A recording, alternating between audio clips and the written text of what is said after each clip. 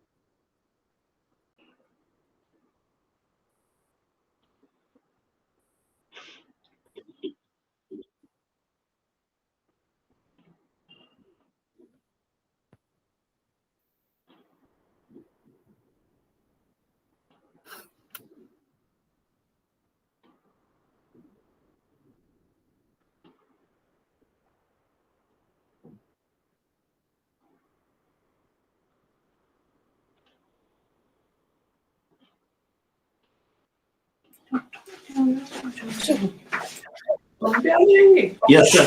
Sorry.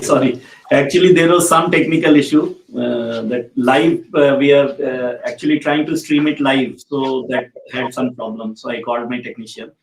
So okay, now somebody from college. Can someone come from the college?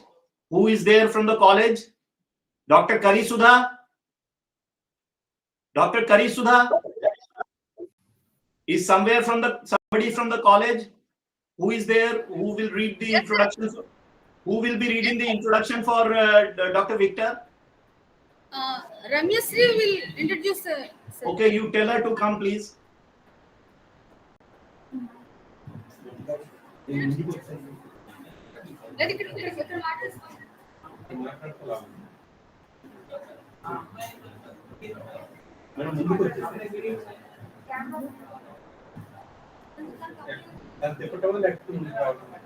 అంటే తిప్పితే అది connection loose connection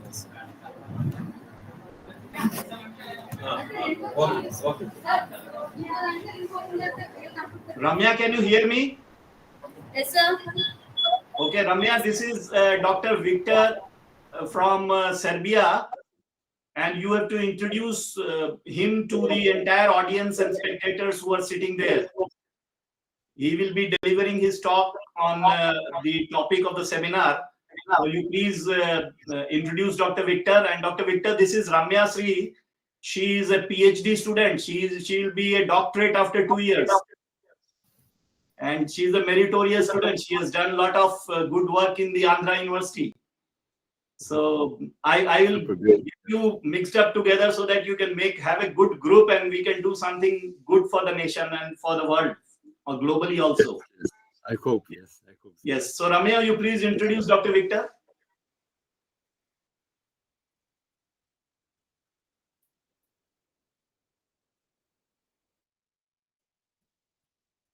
Sure. Ramya, we can't hear you. We can't hear you, Ramya.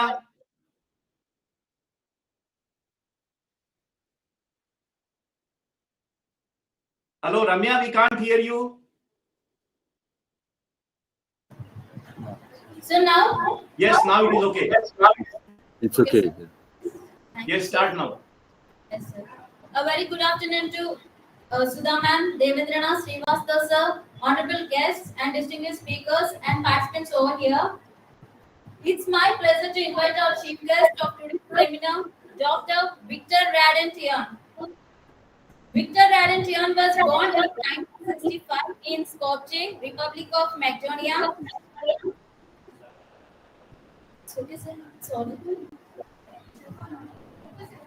He works as a professor of economics, management and ecology at the Faculty of Applied Ecology.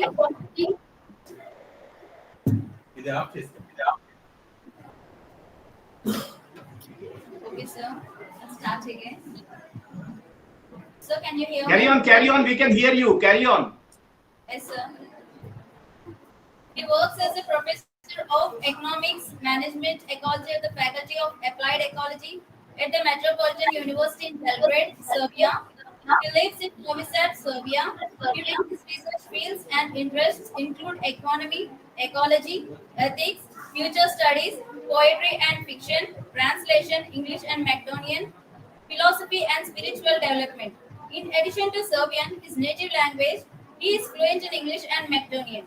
He published more than 70 scientific papers in various publications, management, marketing, ecology, global economics, and more than 50 essays and articles, future studies, philosophy, spiritual development, literature. He has published poems, essays, reviews, and stories in various important literary magazines in Serbia and Macedonia. He translated many books and articles on economics, management, spiritual development, and philosophy from English. His poetry was translated in English, Chinese, Spanish, Russian, Romanian, Macedonian, Slovenian, and Bulgarian language.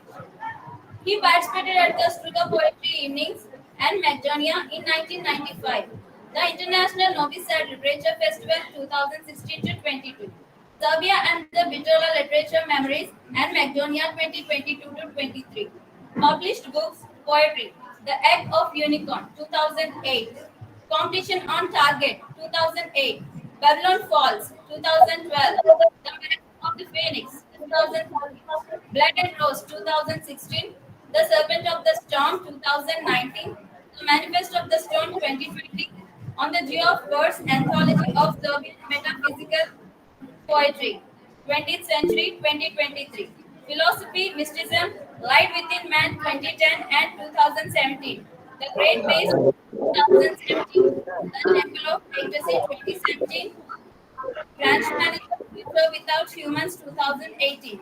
Essays, Eros of the Unspeakable 2024. Membership, Association of Writers of Serbia. Matica Spazka, Association of Journalists of Serbia. Association of Journalists of Vojvodina and New Media. International Academy of Ethics. Institute for Science, Culture and Art, INAKU. Editorship, Editor of Publishing Company, Intellecta, Valjevo. Editor of magazines, Rankovina and Limes Press.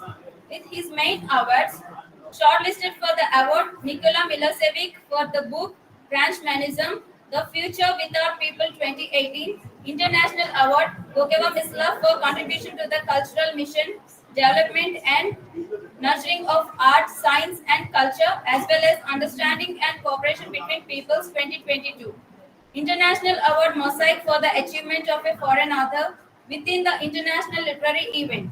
Memories of Bitola, Bitola Wisdom 2022. International Prize Jane Mian Cup of the National Competition for Literature, Calligraphy, Painting and Photography in China 2023. So now welcome.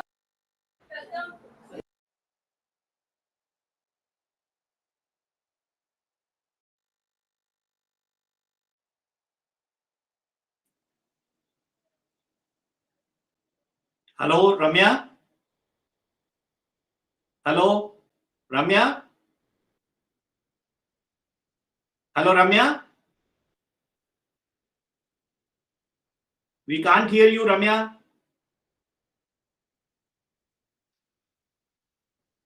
We can't hear you. Okay, sir. Yes. Ramya, one more thing. Yes, sir. I think we have introduced Dr. Victor nicely. And if you take all the time in only introduction, how do we hear him? Let us hear something from him and we can know from his talks what are his achievements and what are the things we can understand from his talks. I think you have introduced him nicely. And yes, Dr. Molly, you wanted to say something?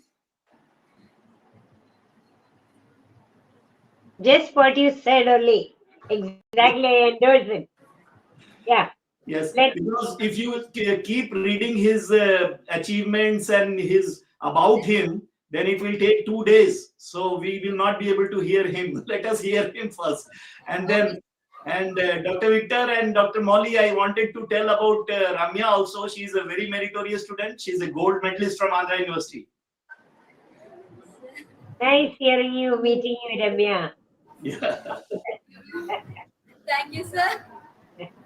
Okay, now let's hear Dr. Victor, please. Well, sir. Thank you so much. Now, sir, Victor, sir. Yes, let Dr. Victor start now. Yes. Yes, sir. Over to you, sir.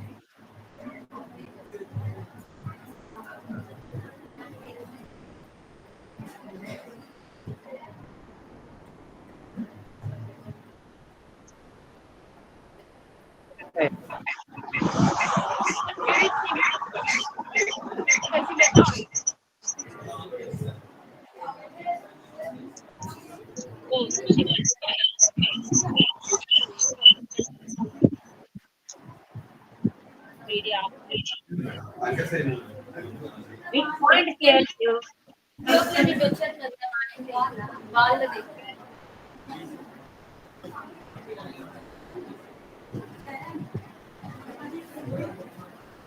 Dr. Victor, I think you have to unmute yourself. You are on mute. We are unable to hear you.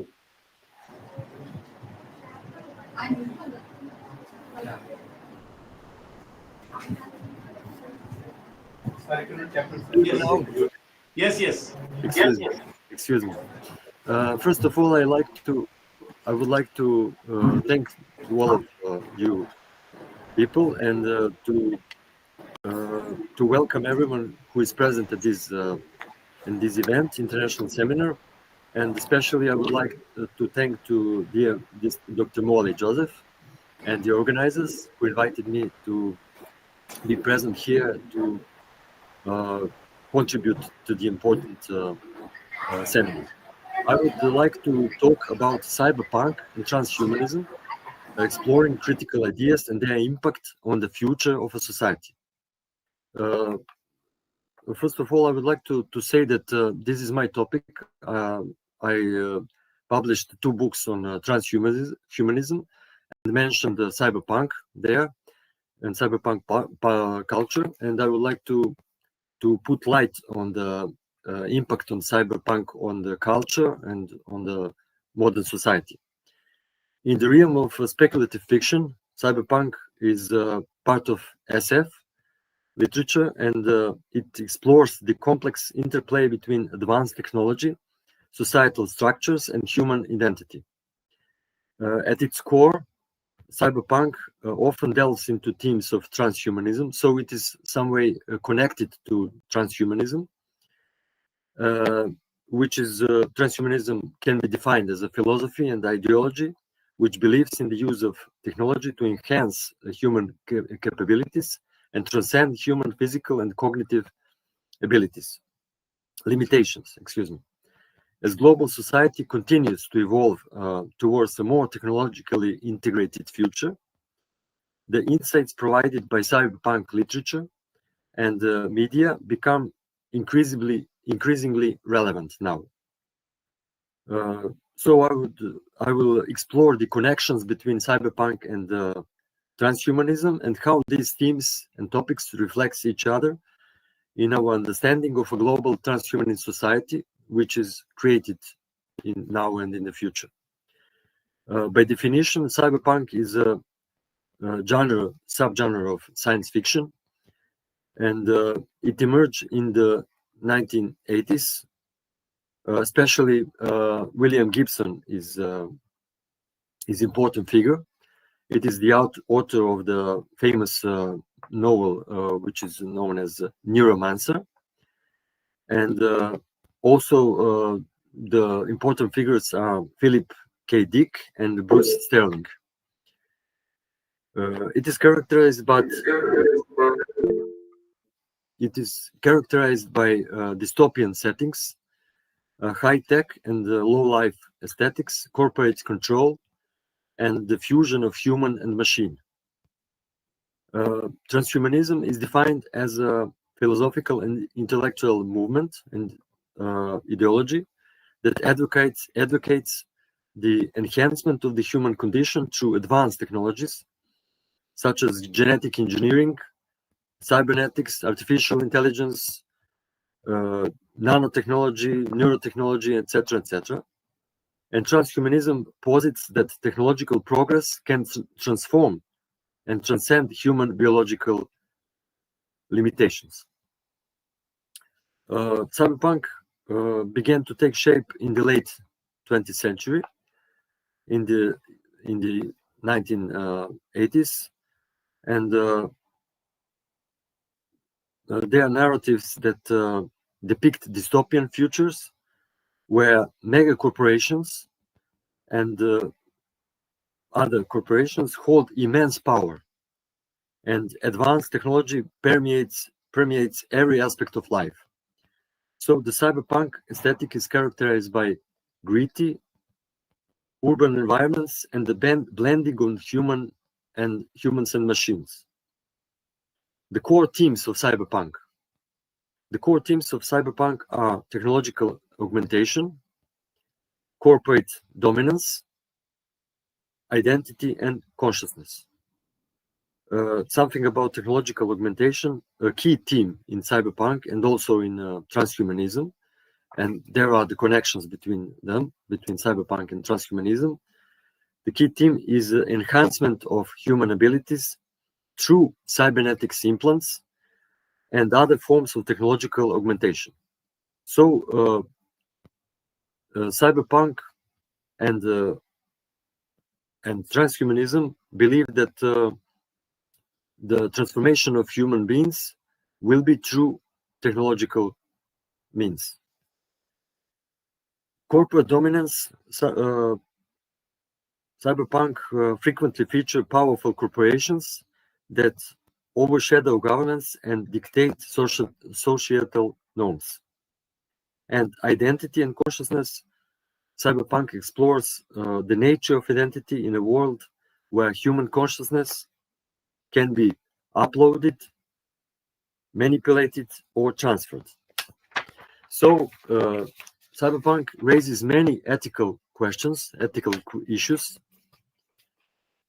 and it is very interesting to explore how it impacts our society, our culture, and other genres, other areas of culture.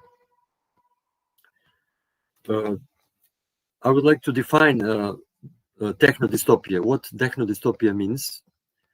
And techno-dystopia, also known as digital dystopia or cyber dystopia, refers to a future of present where digitized technologies or algorithms cause major societal disruption. It often depicts a world where technology has led to mass surveillance, loss of privacy, social fragmentation, and dehumanization. Techno-dystopias highlight the potential dangers of technological advancement when they are not carefully managed or regulated or controlled in that way. What is the impact on society? Both cyberpunk and techno-dystopia serve as cautionary tales, just as a caution, urging society to consider the ethical and social implications of technological progress.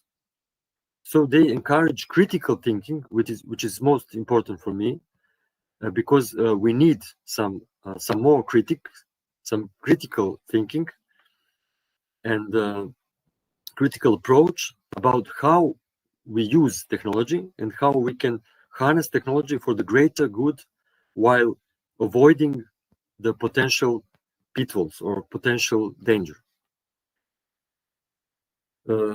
Something about Neuromancer by William Gibson. It is published in 1984, and it is a seminal work in the cyberpunk genre.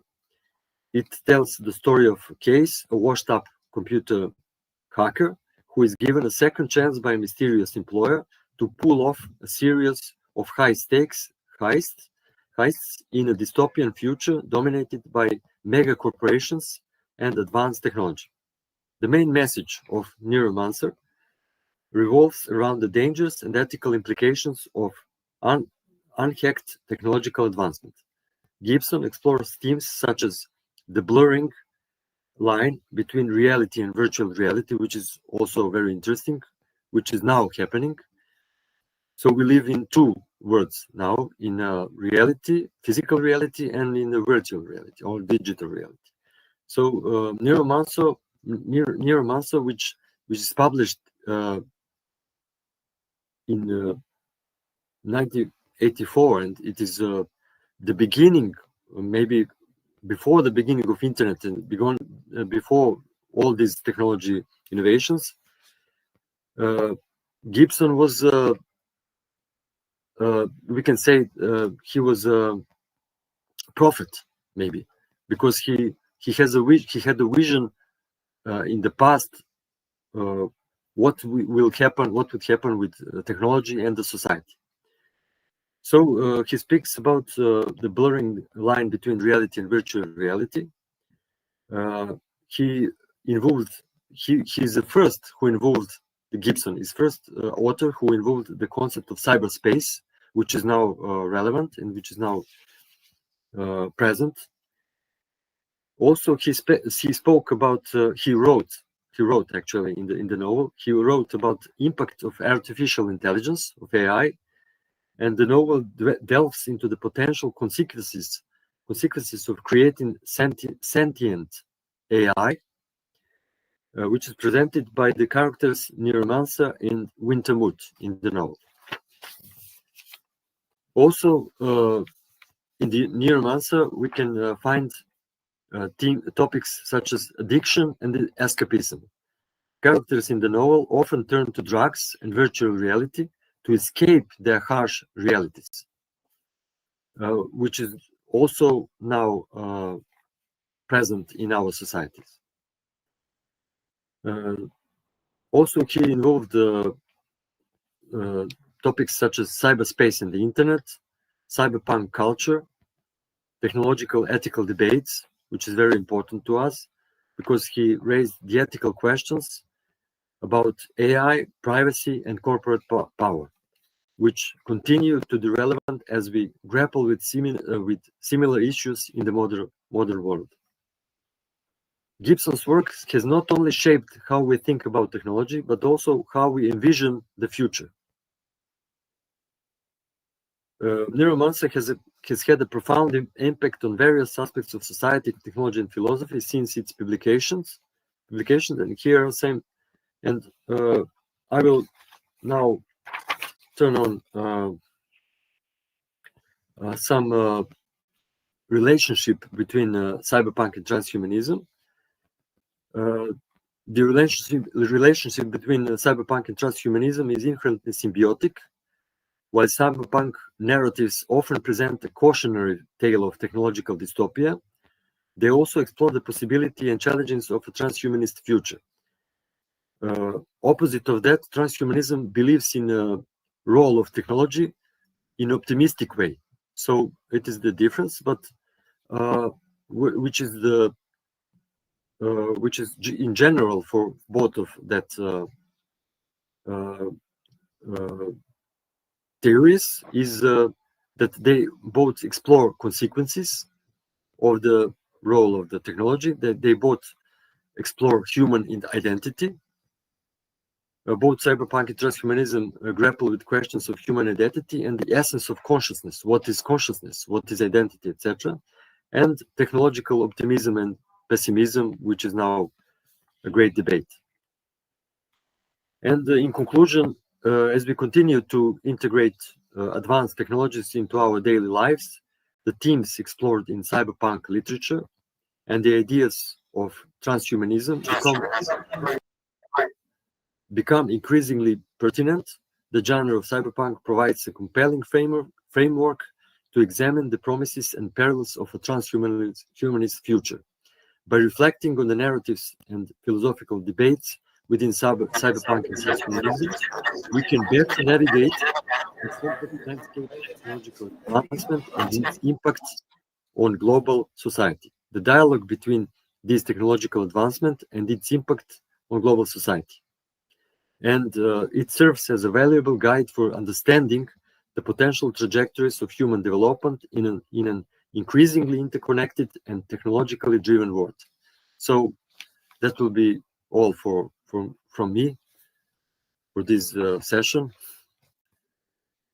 Thank you for inviting me. I hope you hear me. You heard me. Okay. First, Dr. Molly will give you a feedback about your talk, wonderful talk that you have given. She has been listening very quietly and very sincerely. So first she has to tell about this. Yes, ma'am. Thank you. Thank you, Devendra. It can. I hope I'm audible enough for all of you. Am I? Am I audible enough? Yes? I think so. Yes. Yeah. Can Thanks. you all hear? Can you all hear Dr. Molly? Thank you so much. Aishwarya, lecturer in English, FGA Government Degree College. Okay. It's Now I great. want to introduce Yeah. Dr. Molly Joseph, ma'am. Yeah. Thank you. Dr. Molly Joseph had doctorate in post-war American poetry. She retired at the H.O.D, Department of English, St. James College, Aluva, Kerala, and served as the professor communicating English at FISAT. She is a bilingual writer. She wrote many short stories and poems for children, and she has published 19 books of poems, including 3 books in Malayalam, 2 novels, 2 storybooks for children. She received India Women Achievers Award in 2019 by Asian Literary Society. Yan Golden Award for Outstanding Writer from China in 2021. An International Maharshi Vedavas Award has created author, and Azad International Award, Master of Alphabet in 2022.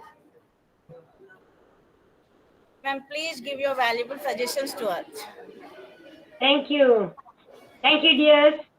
Thank you, ma'am. It's such a wonderful afternoon. And I marvel at the way the students, the teachers, so disciplined are gathered here in this auditorium. I think of my teaching days, especially during afternoon. Victor, it's very difficult to get this bubbly student sitting so attentive. So first and foremost, let me give a big round of applause to the audience here. Yes. Yes. In fact, No. The thing is, first I wanted to know, Dr. Aishwarya, are you able to hear us? Are we audible to you? yeah, that is the question. Hello. We are just speaking. Are you able to hear us?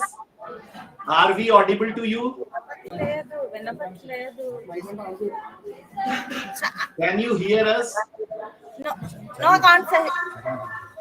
You cannot hear us. Then you have to set your audio. Just tell me if I can hear now. Yes, you set your audio first properly, because we are speaking and you are unable to hear. Yeah. That is an issue. So what I was saying, that before you, hello, can you hear me? Can you hear me?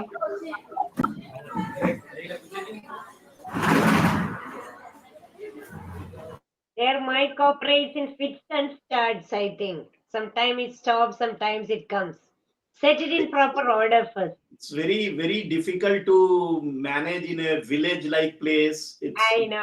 There is no electricity, no power, no arrangements, no network. Network towers are not there. Even phone, mobile data are not working. It's very difficult to manage at these places. But I am trying to do in remote villages also, so that everyone has to come up. Everyone has to grow. They have a right to grow. Yeah. But people are not getting the exact opportunity. They are deprived. So what I want is they should come up. So that is why I go to remote villages also to organize seminars like this. They should know about seminar. These people don't even know, about seminars. What is a seminar? What is a workshop? Why they are organizing? What is the purpose of organizing a seminar? So I am going to remote villages like this. Yes. Can you hear me now? Can you hear me, Dr. Aishwarya? Can you hear me? Yes, sir, I can hear you. Tell me now. Okay. Actually, I was telling you that Dr. Molly was all set to give feedback on the lecture of Dr. Victor, but you did not allow her to do so. So I was stopping you. Please wait. But anyway, very nice introduction. You please take your seat. Sit here, sit here. We will talk to you. Don't worry. You Okay. sit here. And Yeah. I think you are an English teacher. Yes, sir. Yeah. Okay, you please sit here. We will talk to you. Dr. Yeah. Molly will first talk about Dr. Victor. And whatever introduction was left by Ramya, she will do it in very precise and summarized manner. Yeah. Yes. Yes, please. Yes. Okay. Shall I begin? Yes, Okay. yes. Yes, Yeah. please. Dear students, scholars, and all those like-minded people gathered here, we had a very deep and the very latest information on where we stand in science and technology and literature today through the brilliant exposition speech of Dr. Victor. You know, students, you are the architects of tomorrow. Each one of you listen. We are entering an age of technology where technology is getting the upper hand in everything. Literature and technology has to go hand in hand. Dr. Victor was highlighting on cyberpunk. You Google it out, my children, and you find out how science fiction has taken to that kind of level these days. And then we are getting into a kind of a culture, transhumanist culture, humanism. After that, transhumanist culture based on technology, which poses threats for us as well as advantages.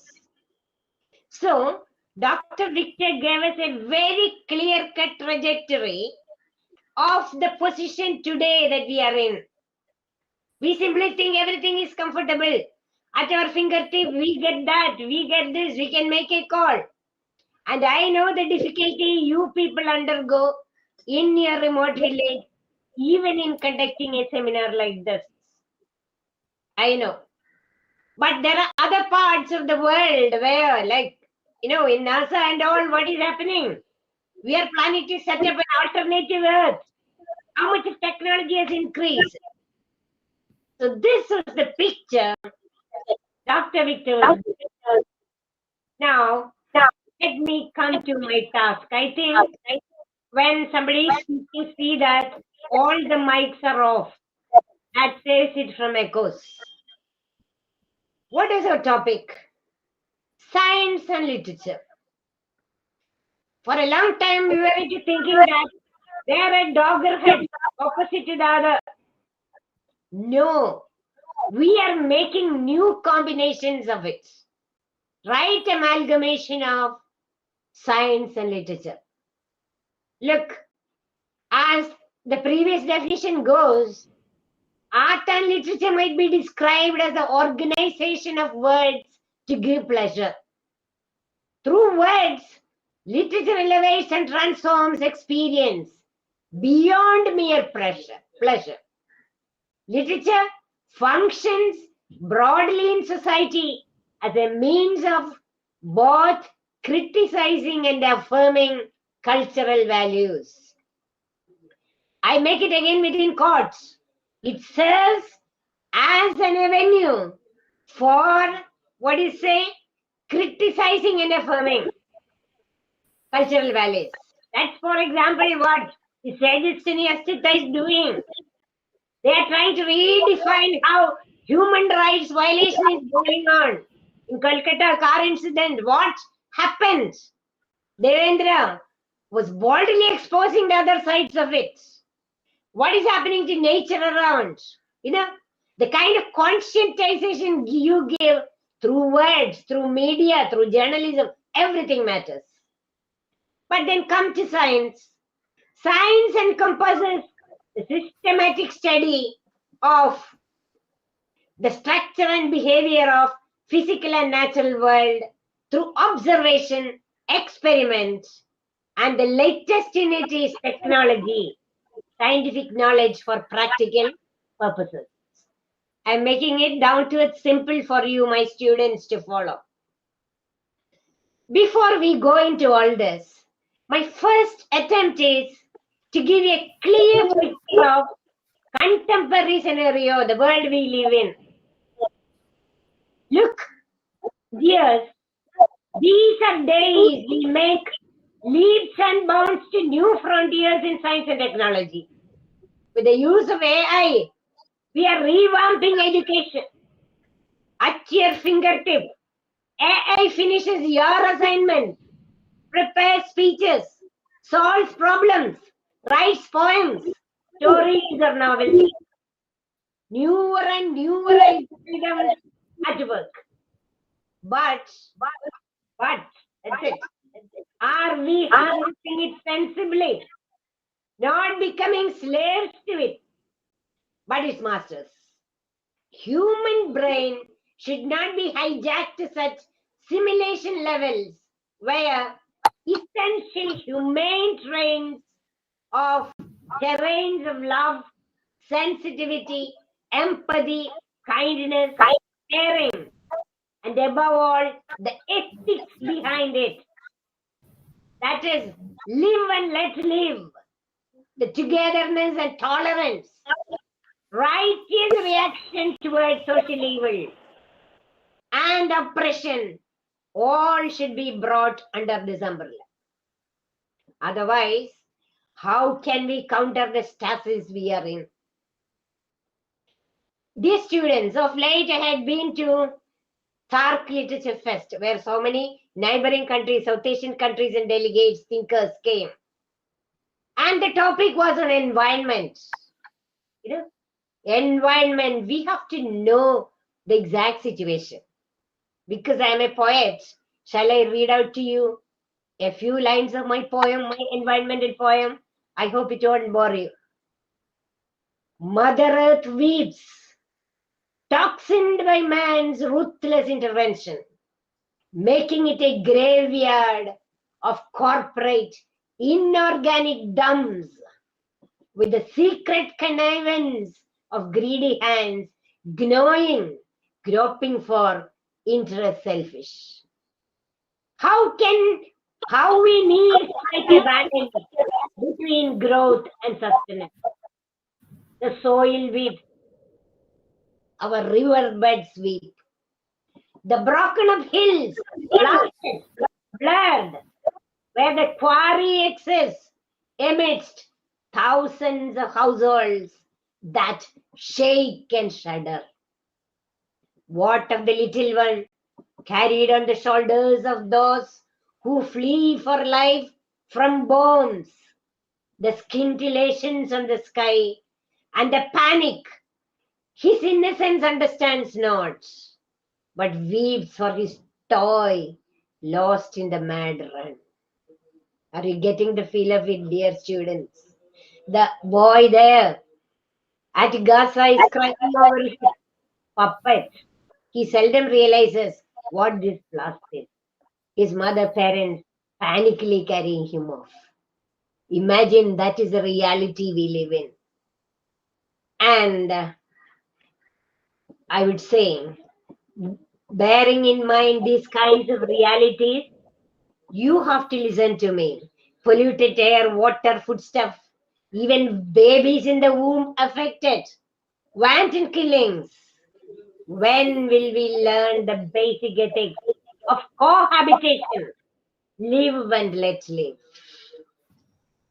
Do you know, as estimates go, man is facing the threat of extinction 300 times more by man-made causes than the one by natural causes. How we sincerely hope that wars and conflicts destroying brotherhood, well-being and human togetherness should end. Russia and Ukraine must live peacefully. So also Israel and Palestine. However, the biggest crisis confronting the world are issues and problems concerned with our existential crisis concerning the environment we live in. See, at SAC, I had a wonderful paper on the theme of environment. SAC Literature Fest. The threats and hazards. For 4 days we worked on it.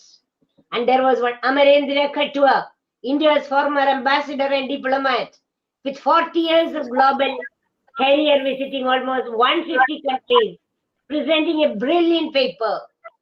Statistics is staring. Listen to it, my dear students.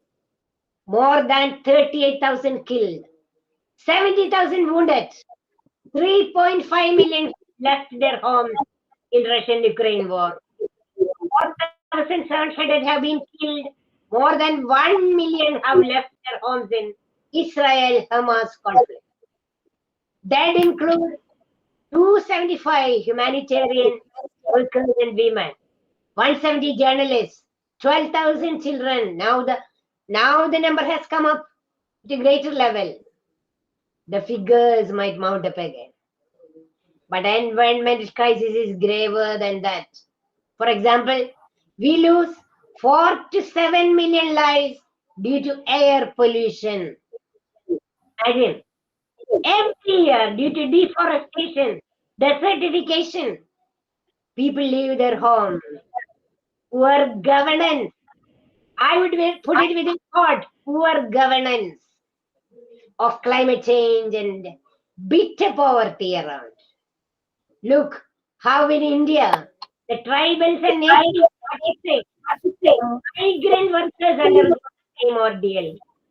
Just yesterday, I am talking from my state, Kerala.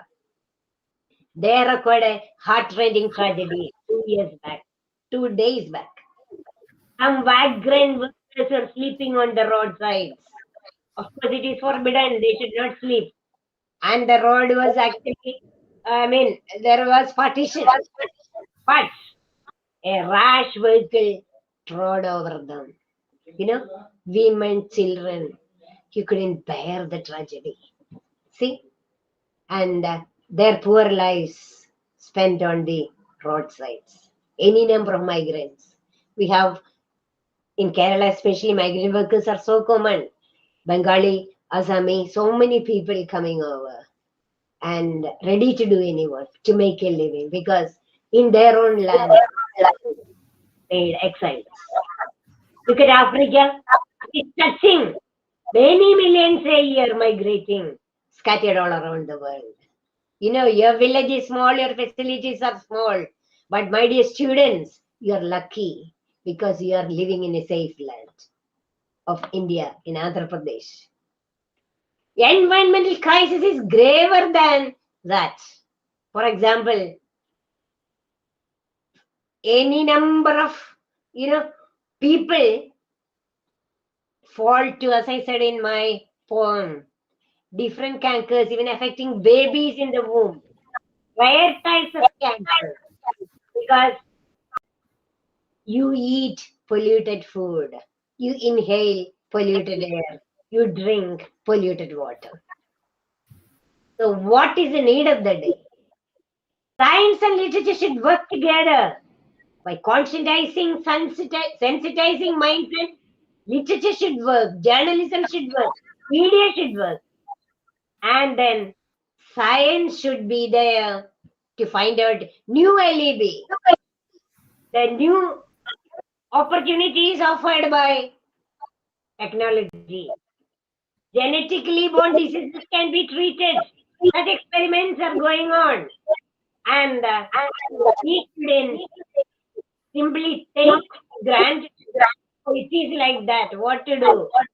The fisher folk who have to take food from the very river where all the pollutants are flowing. And here in Kerala, we had that. We had to raise voices against it. Because big corporate companies are just flushing out the thing into the river. And the poor children are having blind, having ear problems, intestine problems. So this is the kind of reality we have to encounter. And I am happy that the theme is a very well thought out theme. I congratulate agency Asita and the so-called bio. I think there is some other group working with it, along with the college, to conduct such a seminar on this very seminal topic. Now, let me come to another aspect. We need, that was the topic I gave, a fine dovetailing, revamping of education focusing on the thrust areas like this, so that a new generation can evolve their personality on sensitivity, the concern for future nature, and for society, which is not divided by narrow walls of religion or politics. A true sense of humanitarian free thinking, again I put it in quotes, sense of ethics should arise rather than aiming at white-collar job or a killians of power. I taught in an arts and science college, later in a professional college. I would ask the student, what do you want to become? Ma'am, I would like to get a good placement in a multinational company. I would have a white-collar job. I would have a car. Dear students, your mental horizon should widen. This is a world that is on the verge of decadence. It is in your hands to really rebuild it, because we have to reach out to the world we live in to make it a better world, a better world. Social outreach was part of education system when I was teaching engineering students. That was the time when Kerala flood struck. We, mechanical engineering students, teaching, went out to the villages and did all the electrification part. We brought them back to life by adopting this thing. That should be the responsibility that should dawn in students. Not only in students, because you are the promise of future, that's why I'm highlighting students. But in everybody, that kind of a sensitivity, that one part of the world, for example, in Novi Sad, there is real kind of damage done to ecology with the assistance of the government. And you don't want to raise your voice because you want to be in the safe world. But people like Professor Viktor Radun are the ones leading it. Professors, enlightening people and raising their voice against this injustice that is eating up them. You know, these trends are ogling their eyes at us around. Politics, nasty combination of politics with religion, everything. So that is one point I want to highlight. And now, dear students, I am never ever against hope as a writer also. In my poems, in my works, my talks. I explore the latest as transhumanism is humanism. It's not negative. So let us warp out the world. And I was just observing what all things are happening around. There is hope, my dear. The resilient, recuperative spirit of man is well harnessed. If put to good use, biotechnology can provide right alibi for diversity and disease, fostering biodiversity. Already, AI AlphaFold is developed, 3-dimensional, and genome editing, gene editing, CRISPR, root out genetically born disease pathogens. But of course, a malicious harnessing of it can result in wrong designer pathogens produced, which can kill human race on a vaster scale than nuclear weapons. While on the one side, erosion sets in, countermeasures are being taken on the other side. We have reduced nuclear stockpiles, though still we witness wars where nations vie for domination, appropriation. There are 10,000 and more nuclear warheads still in existence. And the resultant global warming can cause total extinction for man. We have exponentially made progress in finding alternative sources of energy, wind power and solar power. Soon enough, we will be making and would harness greater sources of energy than Earth can provide, exploring the galaxy, interstellar space. And maybe what our distant descendants will reach, our distant future people will reach a sustainable interplanetary civilization by turning into a multi-planetary species. These are all my speculations, hopes. Let us be tolerant to change, keeping a balanced approach. NASA is developing Scalbird Global Seed Vault, a sector backup facility for the world's crop diversity in that faraway lab in Norway for an unseeable barren earth. There can be measures and methods for cleaner energy, with the estimated destruction of sun after 5 billion years. How plans are ahead, setting up lunar arcs. You Google it, my students will find a lunar arc seed vault on the moon would ensure Earth's survival in the face of mass extinction. It is with giant grids beneath moon surface. Giant grids are planned to be put up to store genetic samples in lava tube. Imagine for our forefathers this state of affairs, like sitting here, picture from Serbia, so many other people from different parts of the world coming together in time. It was unimaginable. We are such a sterling species. We human beings have amazing survival vibes. We needn't harp much on it. Let us enjoy life. Let us embrace change. Of course, working out our own way of balanced medical approach. Who knows?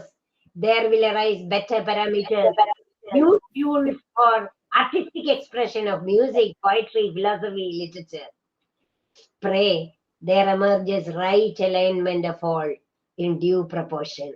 And my dear students, the future architects, it is in your hands. Work on it, to aspire for it.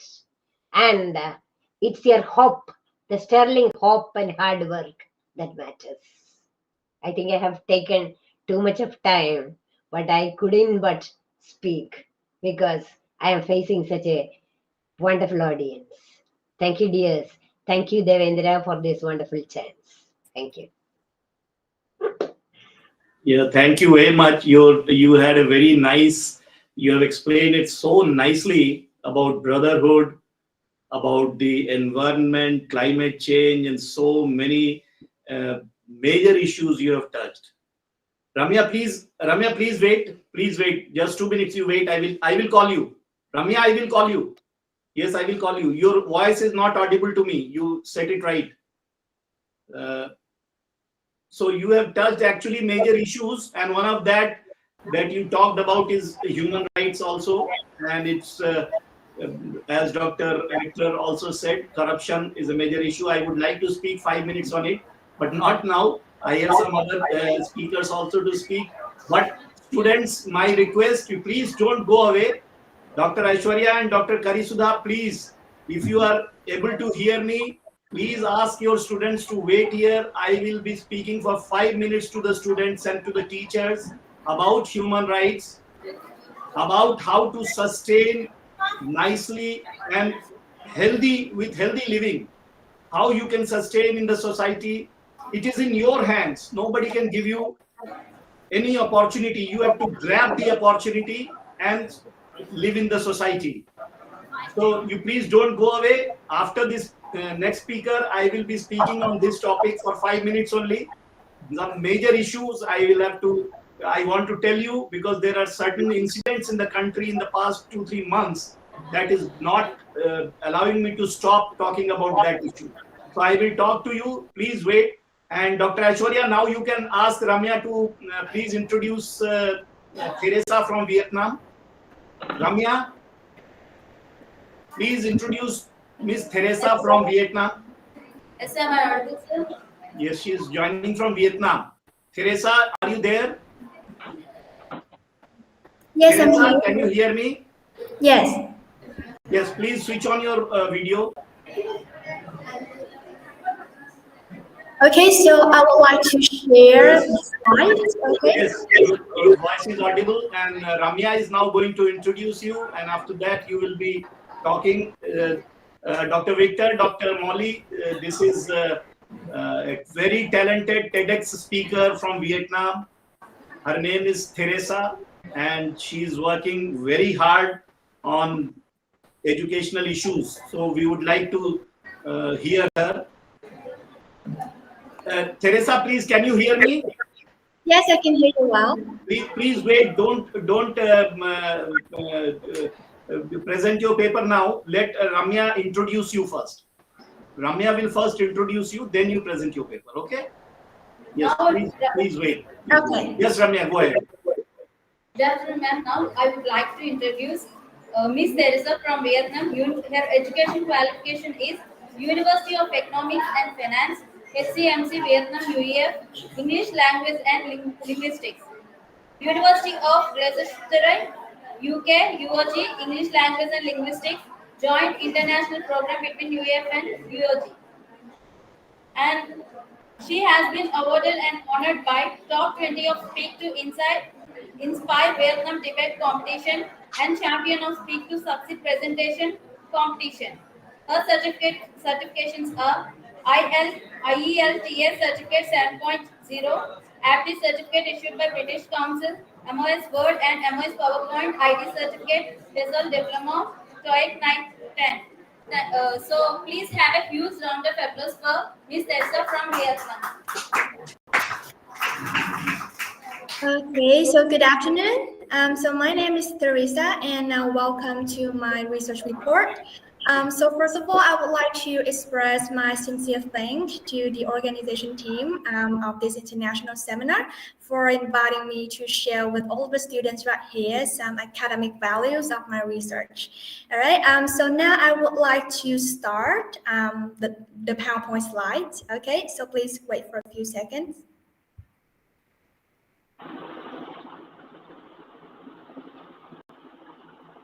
Okay, so I would like to ask, have all of you seen my slides yet? Like, do you have any difficulties with the slides? Yes, we can see the slide. Yes. Okay, all right. So now let's get started. So I think that the MC, so thank you so much, the MC, for introducing me. So I don't need to talk again about my background. All right. So before we go to the main part, I have two pictures. Okay, and I'm going to uncover some of these squares. And I would like you to spend a few seconds to make a guess, a word that can describe this picture. Okay, all right, so let's get started.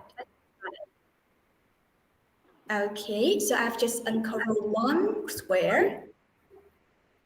So you can think by yourself, like what that can describe this picture.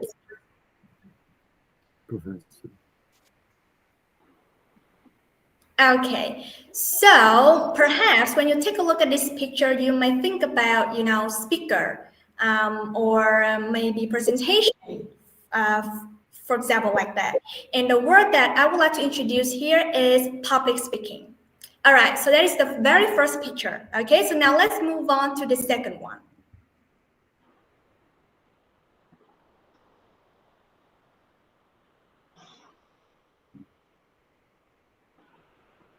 Okay, so when you take a look at this picture, I think you can guess the word. It would be beauty pageants. All right, so what is the connection between, public speaking and beauty pageants? So like when it comes to beauty pageants, we all tend to think about, catwalk, beautiful evening gown and something like that. But from my own perspective, as a researcher, I think about these beauty pageants as a value of improving public speaking, because in these beauty pageants, we need to use a lot of communication skills and public speaking skills in order to raise your voice, in order to share your own perspective about social issues. And because you are a beauty queen, it's not that you only represent for the beauty, but you also represent for a group of people who fight for certain values for the human rights. So that leads to the topic of my research, which is evaluating the adaptation of strategic moves demonstrated in Miss Universe contestants' on-stage answers for enhancing impromptu speaking skills in higher education. So this study is conducted in Vietnam at a university that I am studying with. So you may wonder, what is impromptu? Does it relate to public speaking? Yes, so we will find out what is impromptu later on. Okay, so well, I try to make the topic title more like make it shorter, but I have tried my best. So, but basically, the focus of my research is focus on like how can we improve the impromptu speaking skill of university students. All right, so let's go with the agenda. So in my report today, we're going through 6 parts: the introduction, the literature review, the methodology, data collection and discussion, and the last one, conclusion and implications. Okay, so as Warren Buffett says, if you can't communicate and talk to people and get across your ideas, you are giving up your potentials. So public speaking has always been one of the most crucial means of communication in this day and age, because it allows us to deliver a structured and deliberate speech, to spread our ideas and make an impact on the listeners. So with the continuous development of social media and with the rapid emergence of events and competition, so acquiring public speaking skills is really important. So in the Vietnamese educational context, the subject English public speaking has become more common in many universities, including mine.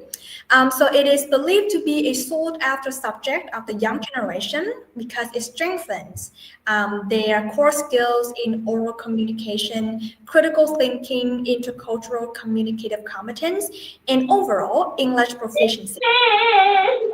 With some important occasions like university thesis defense before graduation, job interviews, and business bindings, all require young people to perform with an excellent public speaking abilities. So when it comes to public speaking, there are several types, methods of delivery. For example, like prepared speech, manuscript, extemporaneous speech. But the focus of my research is going to be impromptu speaking.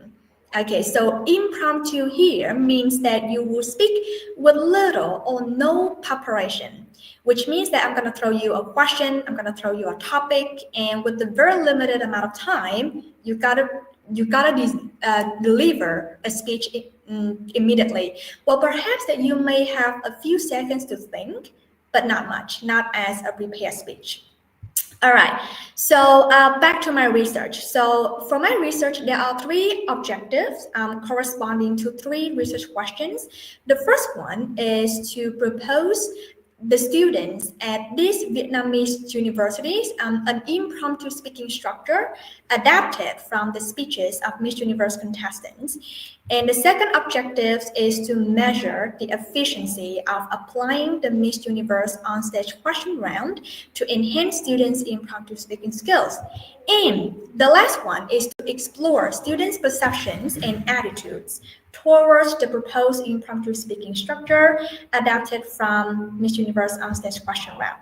Okay, so no worries. We're gonna go step by step in order to understand how do I conduct this research. All right. So in order to have a persuasive explanation, so my research is conducted based on 3 cores of literature review. So the first one is impromptu persuasive speech. So when it comes to persuasive, I'm not talking about, trying to persuade a customer to buy a product. But what I mean by persuasive here is like, how can you deliver an answer that can influence the listeners, that can inspire the listeners and make them agree with you? It's not that you manipulate someone, of course. I'm not teaching you in that way, but it's kind of like how to make your answer logical and persuasive. And the second core is move analysis. So this is a kind of like a research method that I use in order to analyze the discourse of Miss Universe contestant answer in order to generate the impromptu speaking work that I mentioned before. And the last core is teaching practice. So in the Vietnamese educational context, what are some teaching methodologies, some teaching practices that lecturers or instructors or teachers use to teach public speaking to students? All right, so we're gonna go with the very first one, impromptu persuasive speech. So I think that I have mentioned the definition of impromptu speaking skill to all of you. So it means that the orator or the speaker has limited or even no formal speech preparation. Yeah, so I may give you maybe like just 30 seconds or maybe even 10 seconds just to like quickly brainstorm your ideas and deliver a speech. So why do I choose impromptu speaking, but not any other kind of speaking? Because for me, I think it is one of the most type of delivering a speech, one of the most difficult types of delivering a speech, because since you have no time to prepare, so how can you deliver a structured and deliberate answers immediately? Right? And in order to make your answers persuasive, you need to meet 3 requirements. So these requirements are ethos, logos, and pathos. So actually these words are from Greek language. But in order to translate into English, it's gonna be credibility, logical, and emotion. So I would like to give you a few seconds to come up with several keywords. When it comes to credibility, when it comes to logical, when it comes to emotion, what makes emotion, what makes logic, what makes credibility as a speaker? Okay, so you may want to think a little bit, like when you deliver a speech, how can you show your credibility? How can you show the logic in your answer, and how can you express your emotion through your answers? Okay, so to review, so for the credibility, it's gonna be about your background, your research, your personal experience. So a typical thing that can show the credibility is what the MC has just done, which is that she introduced my background. So that is a way to increase my credibility, because in order to inspire or to persuade someone, you need to have certain background, certain expertise, so that the listeners can base on that and decide whether I should listen to this speaker or not. In terms of logic, of course, your answer needs to have, facts and reasoning and maybe a little bit of data to make your answer more logical. And emotion. So it can be stories or shocking statistics, or you can apply some rhetorical devices. So it is crucial that you may want to balance these 3 components to have a persuasive answer.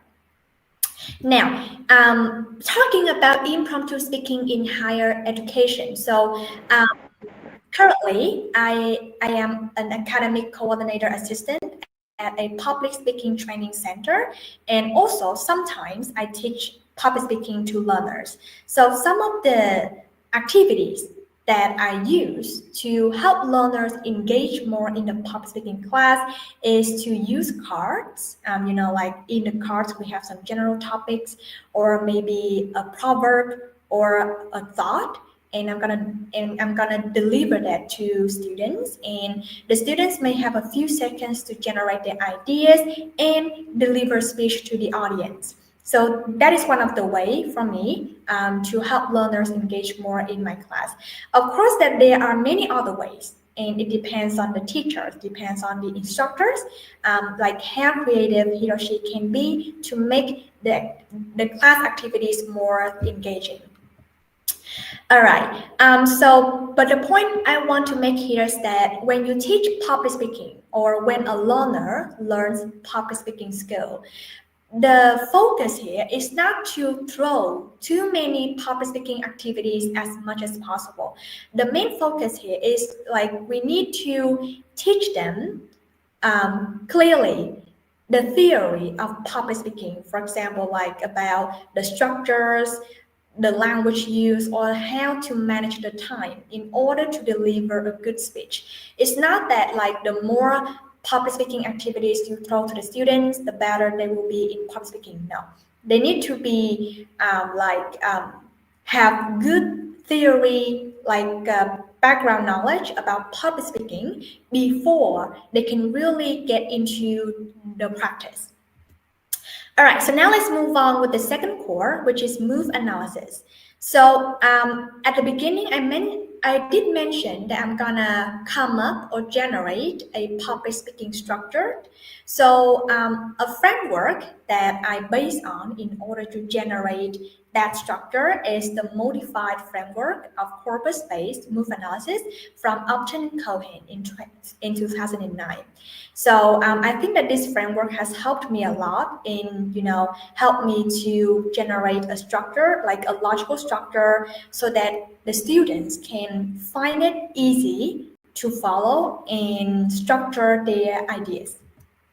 Okay, and for the last one is teaching practices. So in Vietnam, most of the teachers, most of the lecturers and instructors, we use task-based language teaching or communicative language teaching to teach public speaking because, well, in the end, like English is kind of like a tool for students to learn public speaking, because if we learn public speaking in our mother tongue, then that's pretty easy. But in order to, deliver a speech or deliver presentations to people, to clients, to partners around the world, then the mother tongue is not enough. So we, like in Vietnam, we want to teach students public speaking skills, but in English as well, so that they can, expand more about their knowledge about public speaking, how to use some certain techniques to help them deliver a good speech. For example, like in several contexts, for example, when they have to pitch an ideas or deliver a presentation to their foreign clients. Yes, and so about learning sources of impromptu speaking in particular, or public speaking in general. So I'm not sure whether you have ever heard about, Toastmasters approach or like TED Talks video. So like from me as a learner who learns public speaking and as a teacher who teach public speaking, I usually use these sources to, improve, to develop my knowledge related to public speaking. And also I use these materials to teach learners as well, because, these videos, they are everywhere on internet, on YouTube. So it's very easy for you to learn public speaking or impromptu speaking by yourself. Yeah, well, of course that these videos, these learning sources are in English. So of course that you need to, have basic English first so that you can approach to these learning sources. All right, so now we go to a very important part of my research, which is the research methodologies. So I would like to mention again the research title that I mentioned at the beginning. So the focus of my research is to evaluate the strategic moves demonstrated by Miss Universe contestants in order to enhance the impromptu public speaking skills of university students. So how can I evaluate that? How can I know that based on the answers delivered by Miss Universe contestant, I can know that Miss Universe can be a new examples, a new reference for students to refer to when they need some kind of like examples to analyze, to learn public speaking. So my research will go through 3 stages. The first one is I'm gonna generate an impromptu speaking structure. And then in stage number 2, I'm gonna incorporate this structure into an online public speaking module that I'm gonna be the teacher, and I'm gonna find some students in the universities who wants to improve impromptu speaking. So this model will last for 3 sessions. And so after this model, let's see how can they improve. And moving on to stage number 3 is survey and interview. After the students have joined the model, how do they feel about the course? How do they feel about the structure that I come up with? Whether the structure really helped them to improve their public speaking skill. All right, so now let's go with the stage number 1. So I'm gonna pick 16 answers from the Miss Universe on stage question round, and among 16 answers, I'm gonna pick 9. Why? Well, after I analyzed these 16 answers, I realized that half of them are delivered in an inductive way, and the rest are delivered in a deductive way.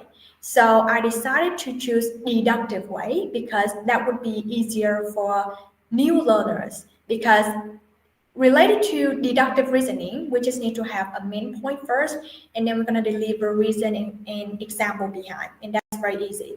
But for the inductive reasoning, we need to, have a really good observation, or like a good collection of reasonings, and then we're going to form them together, and we're going to explain it, and then in the end, we're going to come to a finalized conclusion or a generalization, and that might be a bit difficult for new learners. So I would choose the deductive reasoning.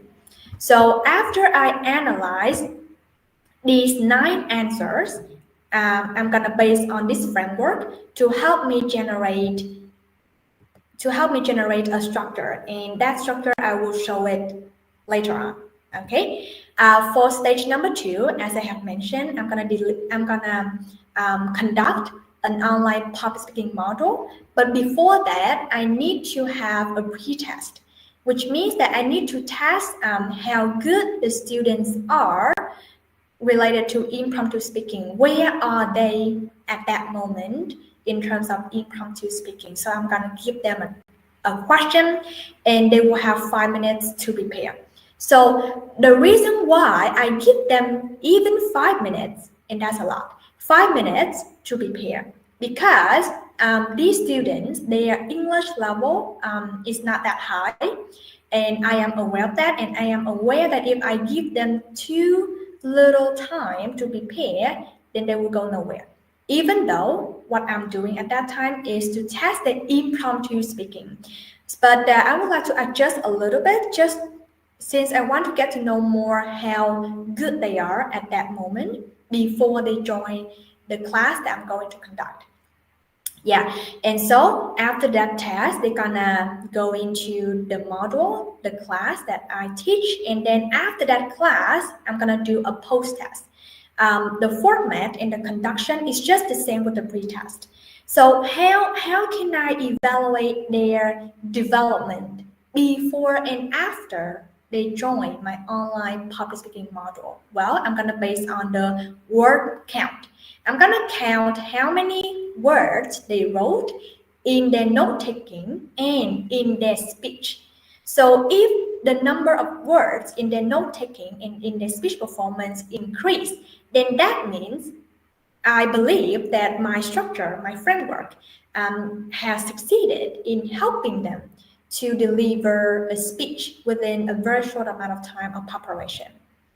And after that, we go to stage number 3.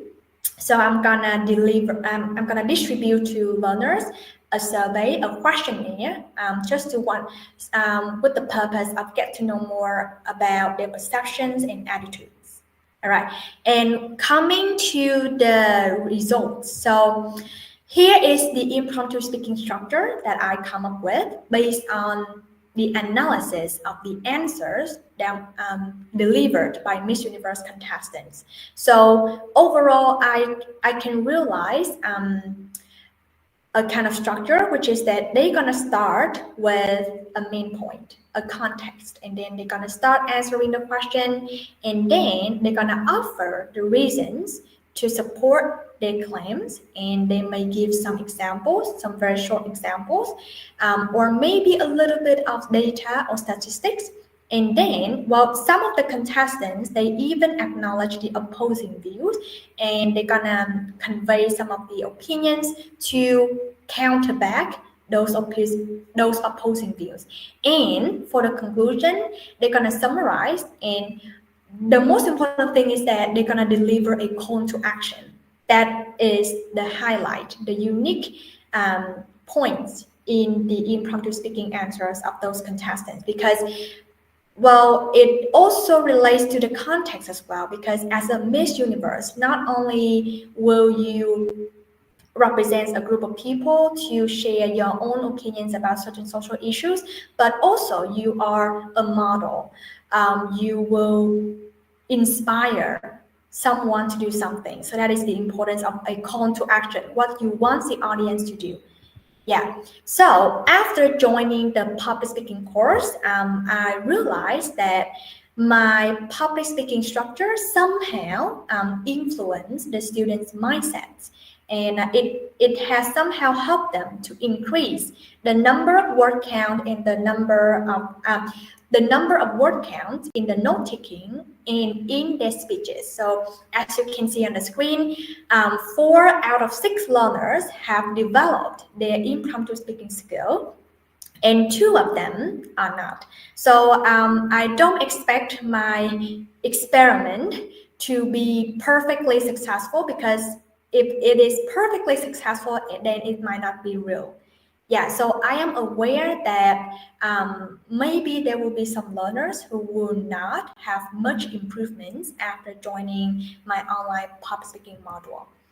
And so with what you can see on the screen is that normally learners, they will go straight to the point to answer the question, and they will not give any examples, and they would not give a call to action. But after joining my public speaking module, they somehow know how to deliver a context before they can answer the question.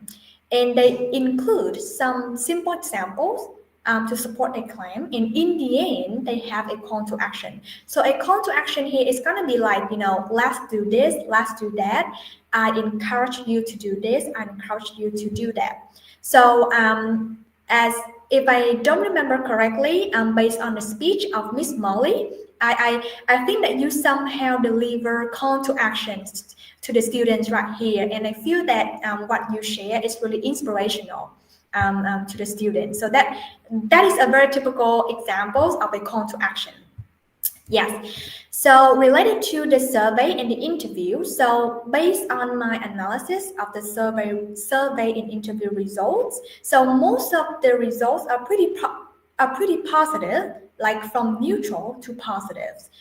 So as you can see on the screen, students, they are aware that they need to state a very clear main argument at the beginning. They need to including some personal experiences, summarizing, delivering a call for action. They need to deliver a logical answers. However, most of them still cannot know how to tell personal short stories, or maybe input some data in there to make the answers more logical. But I think that is fine, because within a very short amount of time, of course, that they cannot really think quickly which kind of data should they put in. Yeah, so technically these are some of the results that I collect, and like I have mentioned, it is quite positive. But what I want to share here is about this one. So even though you can see that the results of the interview, of the surveys are very positive, but what I can see, the implication that I can see behind this data is that learners, they are just stopping at the level 1 and level 2 of Bloom taxonomy, which means that they remember what I teach, they understand what I teach, but can they apply what I teach into their answers? The answer is it depends, or even no. Because, well, first of all, I identify three problems of managing their knowledge. The first one is their English competency. So the English level of these learners is not really high, maybe like A2 or B1. So in order to really understand what I teach, might be a challenge for them. That is the reason why during the time that I teach them, I have to be bilingual, which means I have to combine English and Vietnamese at the same time. And the second problem is social knowledge, which means that because most of the questions I give them related to social issues, social topics. So if they don't have certain social knowledge, they may not have something to say. And the third problem is the time limit, because like I have mentioned, impromptu speaking does not allow you to have much time to prepare. So maybe within, even 5 minutes or 3 minutes, it's hard for them to deliver an answer. However, I feel positive about my research is that at least they remember and understand my public speaking structure to deliver a deductive answer. And that is something that I think that it is the highlight of my research. Yeah, so to conclude, I think that learners were able to observe, to make effort to transform their declarative knowledge into procedural knowledge at certain level. And they were able to remember and understand the functions of the moves and steps in the structures. And the very important thing is that learners, they feel more confident in delivering a logical and concise viewpoints after they know the impromptu speaking structure that I deliver to them. So here are two future research directions that I am heading to. The first one is I'm going to conduct another research, but I'm going to focus on inductive reasoning, as I have mentioned at the beginning, deductive and inductive. So for my research, I conducted with the deductive reasoning, but in the future, I'm going to focus on inductive. And the second future research direction is that I'm going to focus on, societal ideologies behind the answers of those Miss Universe contestants. What are their implications? What are their beliefs when they answer in that way? Yeah, so I think that that is everything that I want to share, and I hope that with my sharing, maybe I can bring certain values to all of you right here to get to know more about the Vietnamese educational context right now related to public speaking. And yeah, maybe you can learn something about public speaking as well. Okay, right, so thank you very much for listening, and feel free to ask me any questions if you want.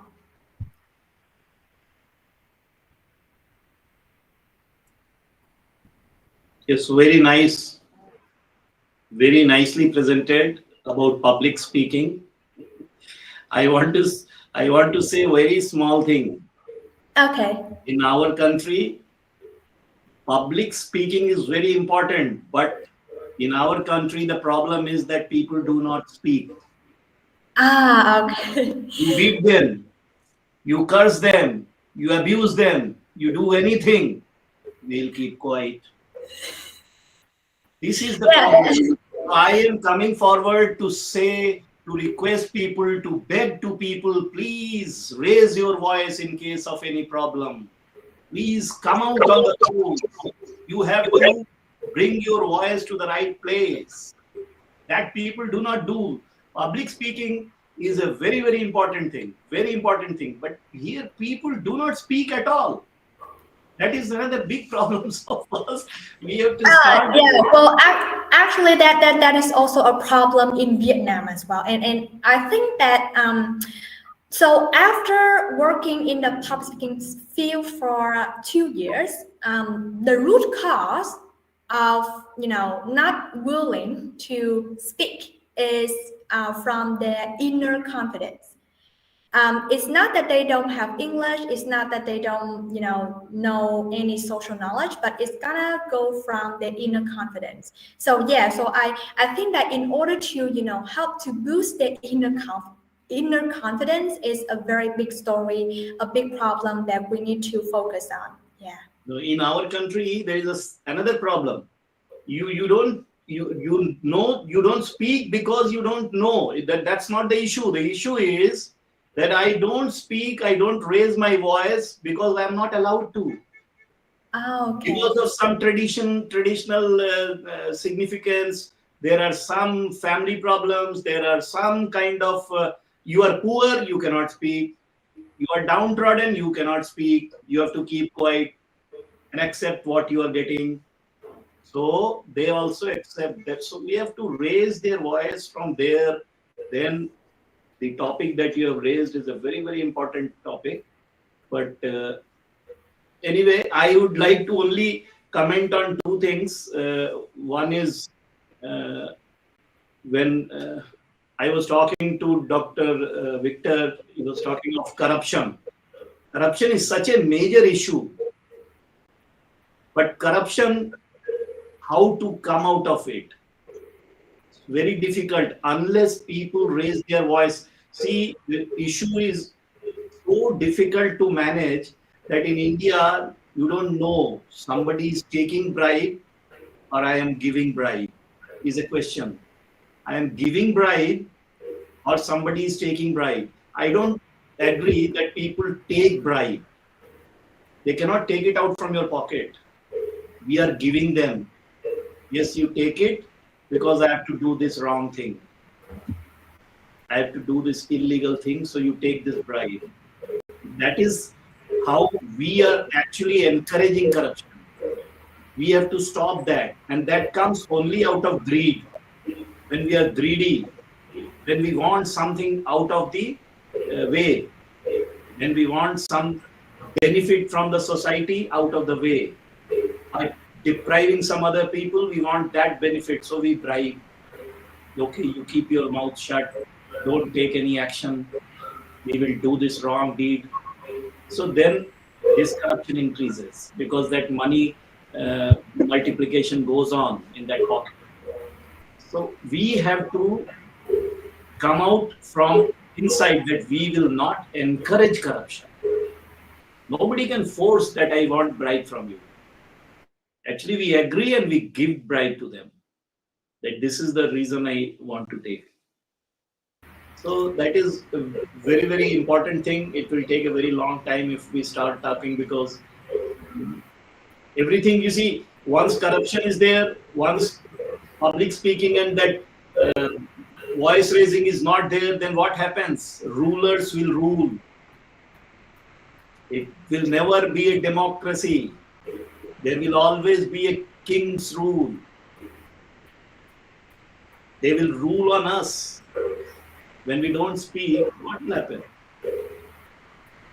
So this is a very important thing. And secondly, you talk about climate change.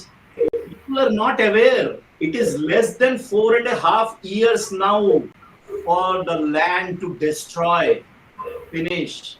There will be nothing. Himalayan glaciers are melting day by day.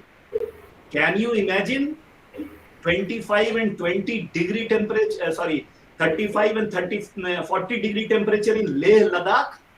We cannot imagine. That temperature is there. You can find big lakes now instead of the glaciers. The Himalayan glaciers are melting. But we are not bothered. What we want is a comfort living right now. After 5 years, we are not bothered what will happen. So it is a very important subject again, environment. And I want to work on environment. I want to actually just writing, just putting on social media messages and posters and banners. These things are not going to work now. We have to come out, meet people face to face, motivate them, and tell them that this is what is going to happen. What is the future after 4 years, 5 years? Nothing will be there. Everything will be drowned. These are things that people must understand. But I don't know, unfortunately, things are not taking proper shape. And that is why the world is going to be drowned. It's going to be ruined because of the climate change. It's a very, very important topic now. It's very serious also. Nobody is bothered. Everyone talks about it. People are spending money like, I don't know, government is also spending so much of money. Every country will say, I am doing this, I am doing that, this and that, and UN will pass some resolution, somebody will pass some resolution, but nothing at the end is happening. In nutshell, what is happening? The environment is getting worse day by day. Now today, 70% of the disease that we are facing with, it is coming out of pollution due to climate change only. So we need to work on that. And where are the college people? Hello, Dr. Aishwarya? Can you hear me? Dr. Aishwarya, can you hear me?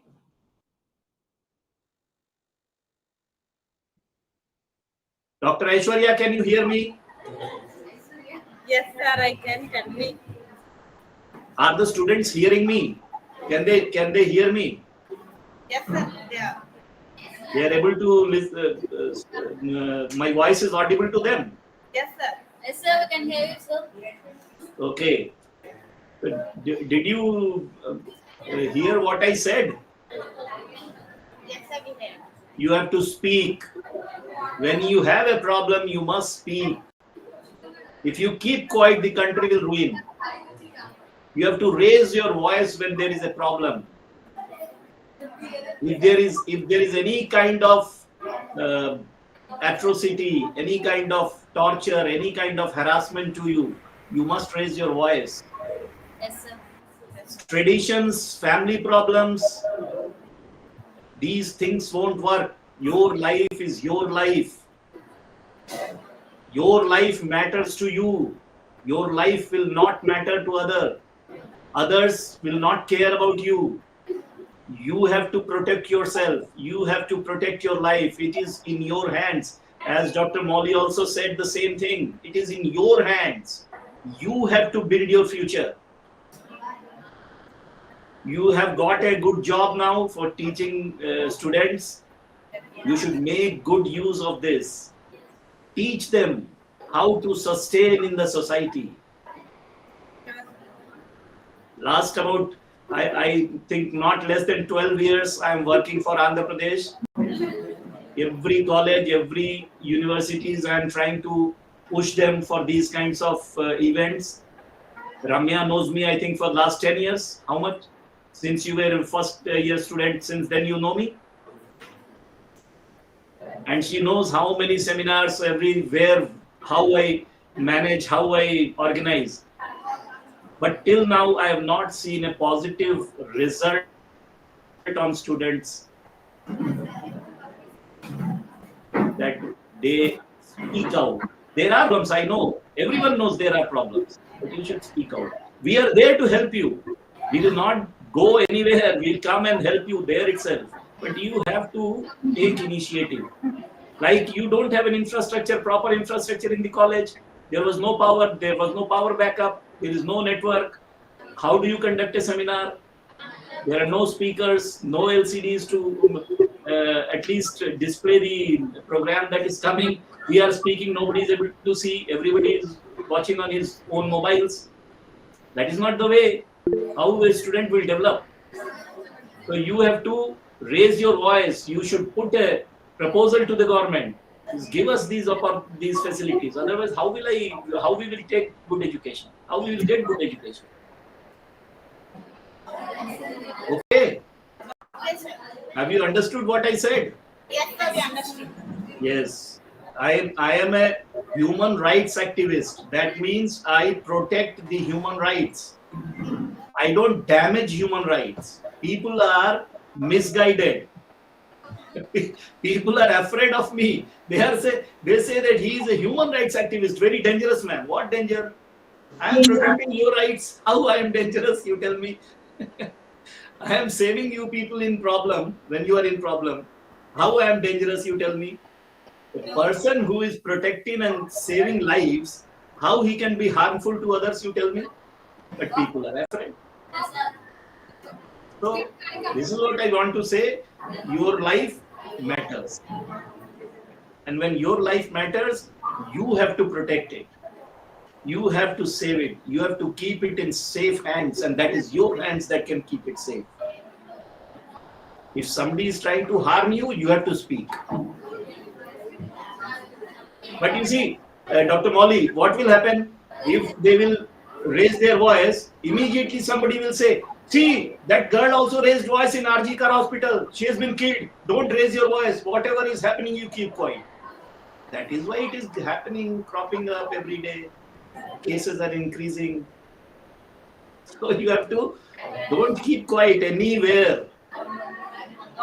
You have a college, you have an infrastructure, you please write to your principal, please write to your commissioner, tell them that please give us proper infrastructure, give us place to at least organize seminars, give us some equipments.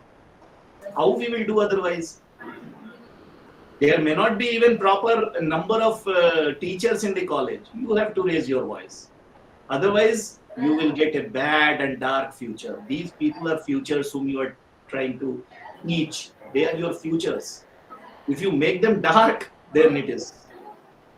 So that is what I wanted to say. And now you can please continue with your program. My other speaker from Sri Lanka, he has not joined. I don't know what is the reason.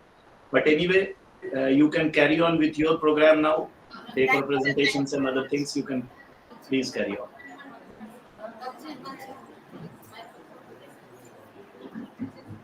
Yes, do you? By Dr. Padma. So, Dr. Molly, we will leave. Yeah, I think I have to move off. I think it was a very happy opportunity I had. Thank you, everybody, because I have to a bit of other things to do. Shall I move off? Yes, please. Yes, I think Yes, Viktor has made a move. Yes. And you have all the best to the college. And Sir put it, come out with your voices, with true faith in your voices, because we can make a better world if we all together work for a better world. Yes. Work for a better world. Thank you, everyone. It was nice being with you. By Dr. Padma. Hello नमस्ते madam मेरी आवाज आ रही है hello आवाज आ रही है लेकिन आपकी वीडियो बंद है वीडियो ऑन कर लीजिए ऑन करूं सर बिल्कुल वीडियो ऑन करके ही बोलिए वही अच्छा रहेगा जी जी धन्यवाद सर सर मेरा नाम डॉक्टर के पद्मा रानी है मैं सत्तपल्ली गवर्नमेंट कॉलेज से बात कर रही हूँ सर सबसे पहले तो तेलंगाना सत्तपल्ली सबसे पहले तो मैं आयोजकों को धन्यवाद देना चाहूंगी मुझे मौका दिया मैंने जो भी यहाँ पे कहना था उसकी भूमिका बांध दी गई है उसके लिए मैं सबसे पहले आपका एक तरह से शुक्रिया अदा करना चाहूंगी इस तरह के जो भी कार्यक्रम है उसका लक्ष्य होता है विद्यार्थियों का विकास उनके विचारों का विकास उनकी उन्नति में हम जैसे लोग या इस तरह के कार्यक्रमों का कोई भी योगदान हो ये बहुत खुशी की बात होती है और इस संगोष्ठी के लिए आप लोगों ने जो विषय चुना वो बहुत ही प्रासंगिक है आज की पीढ़ी के लिए विद्यार्थियों के लिए मैं इसके लिए सबसे पहले आपको बहुत बहुत बधाई देती हूँ मेरे प्रपत्र का विषय संत काव्य पर है जिन्होंने एक ऐसे काव्य की रचना की जो न तो उस युग के लिए बल्कि आज के युग के लिए भी सर्वदा प्रासंगिक रहा है आज के युग के लिए मैं इसलिए कह रही हूँ क्योंकि जैसे जैसे विज्ञान का विकास हुआ आज की पीढ़ी विज्ञान की ओर उन्मुख होती जा रही है और कहीं ना कहीं साहित्य पीछे छूट रहा है। लेकिन जितना आज की पीढ़ी को विज्ञान की आवश्यकता है, उतनी ही आवश्यकता साहित्य की है। बहुत पहले से मानव अपने मानसिक पटल पर, अपने बौद्धिक पटल पर ऐसे चीजों की रचना करता है, ऐसे चीजों की रचना करता है जो अभिव्यक्ति का एक माध्यम ढूंढती है, और उसी अभिव्यक्ति का माध्यम साहित्य रहा है। और उस साहित्य में भी वो मानव के विकास का, मानव के बुद्धि का परिष्कार चाहता है। और इसी तरह का साहित्य लिखने में संत साहित्य अग्रणी रहा है, जिसकी चर्चा हम युगों से करते आए हैं। उनका काव्य भक्ति का आधार रहा है, भक्ति भावना को प्रेरित करता है, निराकार भक्ति की आराधना करता है। लेकिन उनका काव्य कोरी कल्पना नहीं है, वायवी नहीं है। उनका काव्य ऐसा काव्य है जो बुद्धि को एक तरह से झंझोड़ कर रख देता है, एक तार्किक और एक वैज्ञानिक आधार देता है।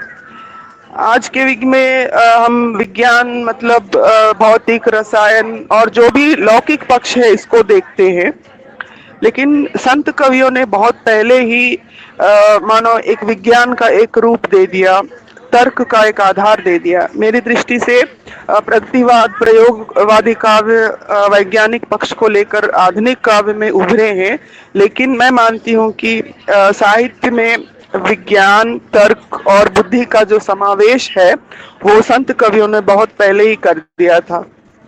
उन्होंने समाज को जातिवाद से दूर करने का प्रयास किया, आडंबरों से दूर करने का प्रयास किया। तो उनका ये प्रयास कोरी कल्पना नहीं रही, केवल काव्य तक सिमट के नहीं रहा। वो अपने मंतव्य को, अपने विचारों को एक आधार देते थे, एक तर्क देते थे। जैसे कि उनका मानना है जो धर्म के नाम पर या पूजा के नाम पर जो बाह्याचार करते हैं, उसका फल मुक्ति, मोक्ष या स्वर्ग का कोई स्थल नहीं है। उनके हिसाब से जो भी पाखंड करता है, जो भी पूजा पाठ में बाह्य आडंबरों को इस्तेमाल करता है, वो बिल्कुल मूर्ख है, क्योंकि ये लोग बिना किसी आधार के पूजा सामग्री का प्रयोग करते हैं। ये केवल उसी तरह है जैसे कि मान लीजिए उनका कहना है कि सेमल का जो फल होता है बाहर देखने में बहुत सुंदर दिखता है, ऐसा लगता है कि बहुत मीठा होगा, परंतु जब पास में जाकर देखते हैं तो उसके अंदर कीड़े भरे रहते हैं। तो पाखंडों और बाह्याचारों से भरी भक्ति ऐसे ही होती है। तो इस तरह वो समाज को एक सचेत करने के लिए, समाज को एक विकास देने के लिए उन्होंने विज्ञान और तर्क का आधार लिया है। विज्ञान का मतलब केवल रसायन या किसी तरह के तत्वों को लेकर नहीं, बल्कि विज्ञान एक विशिष्ट ज्ञान है, एक तर्क है, एक आधार है जो हमारी आंखों के सामने दिखता है, जो विशेष जानकारी देता है। यही उनका ज्ञान रहा है और उनकी भक्ति का आधार रहा है। तो मैं मानती हूँ कि आज के युग में इस तरह का जो साहित्य है व्यक्ति के व्यक्तित्व को निखारेगा, और समाज में जिस तरह के भ्रम फैले हुए हैं, अंधविश्वास फैले हुए हैं, इन अंधविश्वासों से मूलतः मानवता को खतरा है। मानव एक दूसरे से लड़ रहा है, समाज की जो शक्ति है, एक संगठन शक्ति, वो छिन रही है। तो इस तरह के आधार, इस तरह के तर्क यदि हम आज की पीढ़ी को, नई पीढ़ी को दे सकते हैं तो हो सकता है वास्तव में आने वाले युगों में जो नई पीढ़ी है वो समता के साथ आगे चल सकती है, विज्ञान को आधार बनाकर आगे चल सकती है। तो जो पिछड़ापन है लोगों का, उसको हम दूर कर सकते हैं, आगे बढ़ सकते हैं। तो इस तरह से मेरी दृष्टि में साहित्य में जो वैज्ञानिक आधार या वैज्ञानिक प्रभाव रहा है वो संत काव्यों ने बहुत पहले ही दे दिया है। उनके उन तर्कों का जवाब कोई किसी भी तरह के लोग नहीं दे पाए। उनके जो विचार हैं उनको देखने से नहीं लगता कि ये घुमक्कड़ थे या फिर उनको अक्षर का ज्ञान नहीं था। उन्होंने वेद पुराण इन सब के बिना एक ऐसी आधारशिला समाज को दी जो वास्तव में साहित्य के हित की भावना को प्रतिस्थापित करती है। तो इस तरह से मैं संत काव्य को एक तरह से आज प्रासंगिक मानती हूँ और मुझे लगता है कि ये और भी आने वाले युगों में भी प्रासंगिक बनी रहेगी। धन्यवाद, मुझे ये अवसर दिया गया। धन्यवाद सुधा madam.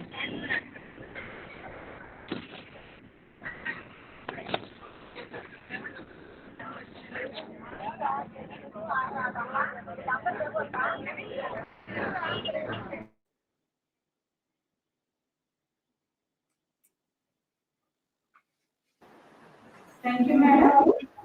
Next paper publication by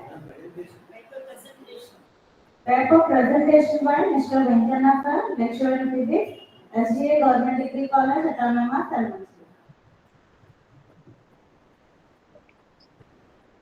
Good evening, respected chair and other dignitaries and my dear colleague friends.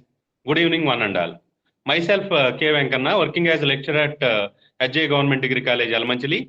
Today, I want to present a paper on quantum mechanics and linguistics.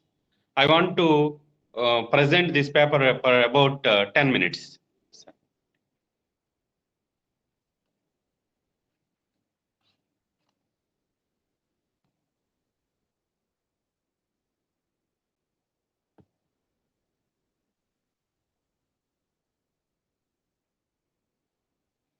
Second slide.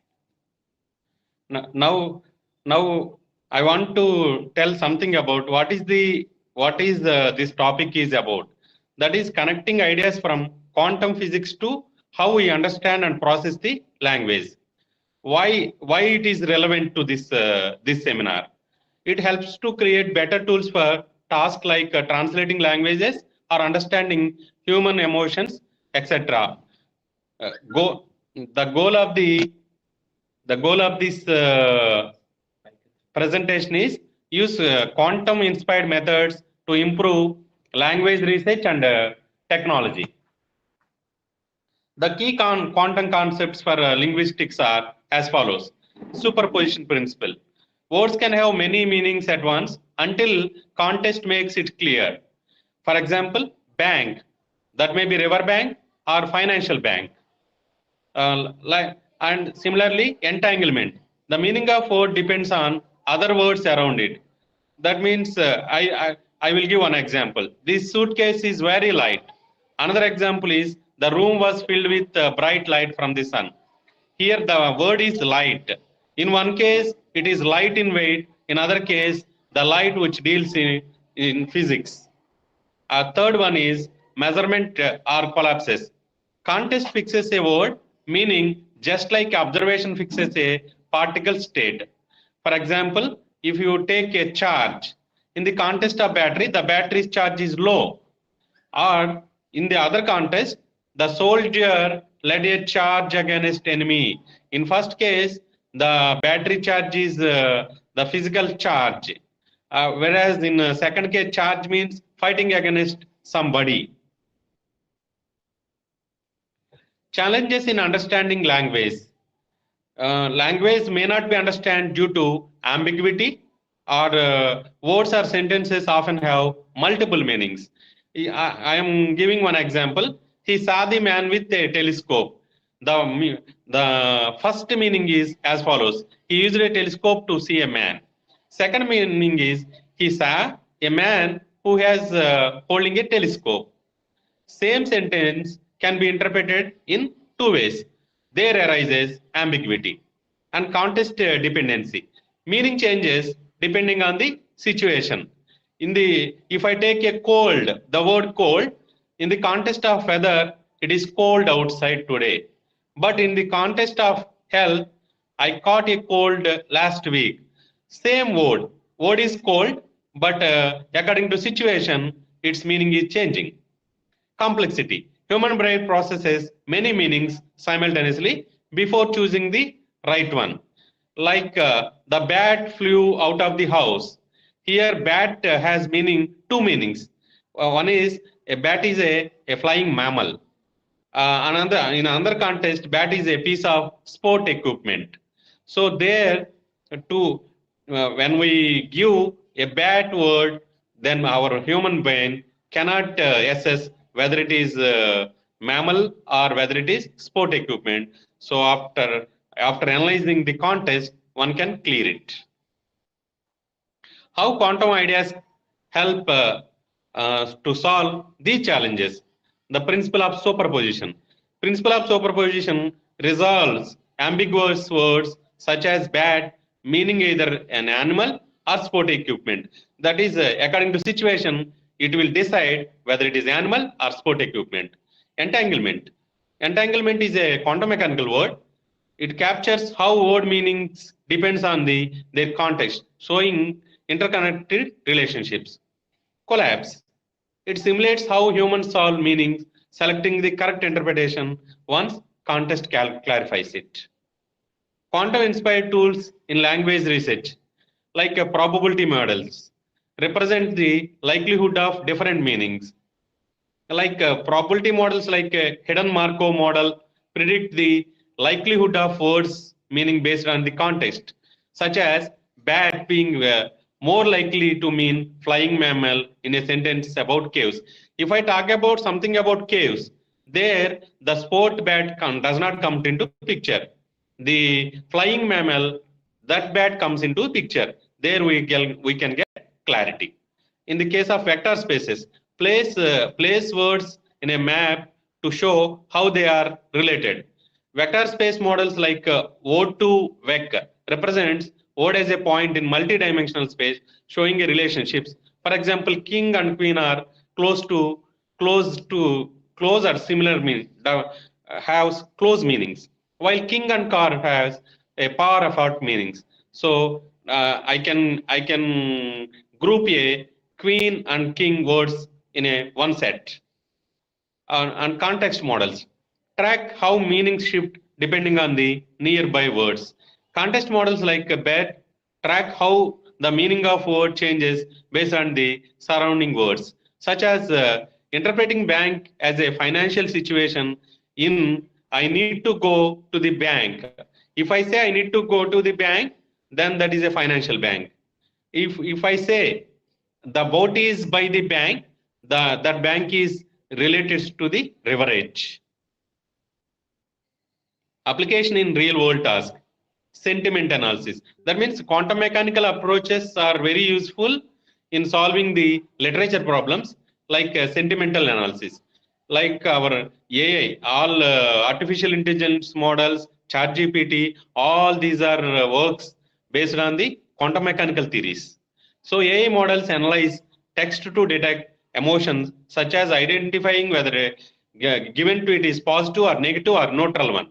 In that way, whether the person is commenting negative way or positive way, or he is a neutral, can be analyzed. Machine translations. Tools like Google Translate improve accuracy by considering context of phrases, not just word for word translation.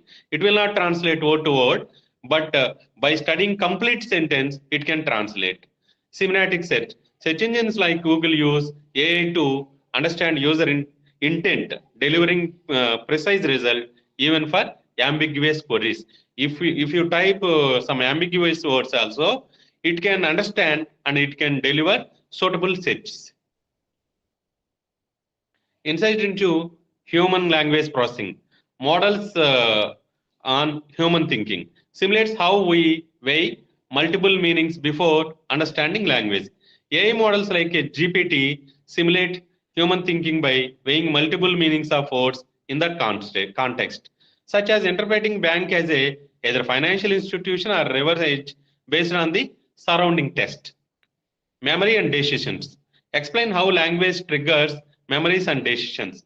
Language triggers memories and influences decisions, such as hearing the word beach, that evokes past vacations and prompting a choice to plan a trip. Challenges of quantum linguistics. Translating physics to language studies is one of the challenge. So that can be addressed by quantum superposition model. Words with multiple meanings like a bat resolved by context. High computational needs. Generally, normal computational calculation needs very low computational cost, whereas AI models require lot of computational cost. Training AI models like a GPT-4 requires massive graphic processing unit power to process large data sets. Proving the models. Testing quantum-inspired tools is a complex. The proving of this model is suitable to linguistics is somewhat difficult, so it is complex due to challenges in validating predictions across diverse contexts. The future directions for research is quantum computers. Quantum computers are very much necessary in the days of ChatGPT, because we are searching everything under the ChatGPT, so it has to process many things. So for that processes, we require quantum computers or high-speed computers. Quantum computers speed up language processing by solving complex models faster than classical computers. Collaboration. Experts from linguistics, physics, and computer science create advanced AI models by combining their fields. Better models. Researchers are developing simple quantum-inspired tools like a tensor frameworks for more efficient word relationship handling. Implications for the future. Improved language technologies. Tools like Google Translate, DeepL provide accurate translations. IBM Watson analyzes sentiment, and ChatGPT enhances customer support, while Voter.ai improves accessibility with real-time transcription. Understanding human language. Metaphors like a time is money, the saying is like a time is money. That also can be understood by these computers or these processors. Bridging disciplines. Physics concept like entropy measures language predictability, while neural networks mimic brain processes to control AI with cognitive science. The conclusions are as follow. The quantum mechanics gives us a new way to understand language. These ideas can improve both research and practical tools. Collaboration and innovation will drive future breakthroughs. These are the references I have used in preparing my slides. If you have any queries, you can ask. Thank you for this opportunity. Thank you, one and all.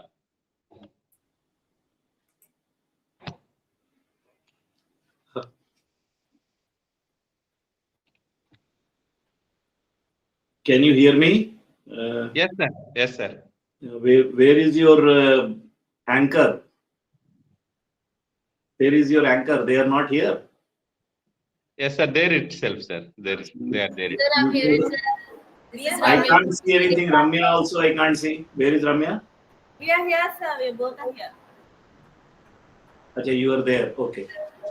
Now, I want to tell Dr. Padmarani, can you hear me? जी sir जी Dr. Padmarani, can you hear me? जी sir आप इतना बढ़िया हिंदी कैसे बोलती हैं? आप नॉर्थ की हैं कि साउथ की हैं? सर पैदाइशी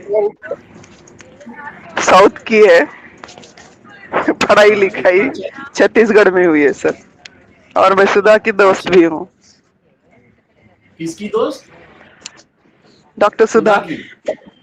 जी ओके। वो मेरी सुपर सीनियर है सर। तो आप लोग हिंदी ज्यादा बोलते, हिंदी वाले सब बहुत बढ़िया। आपको ही मैं सोचा कि पूछता हूँ कि इतना अच्छा हिंदी कैसे बोल रहे।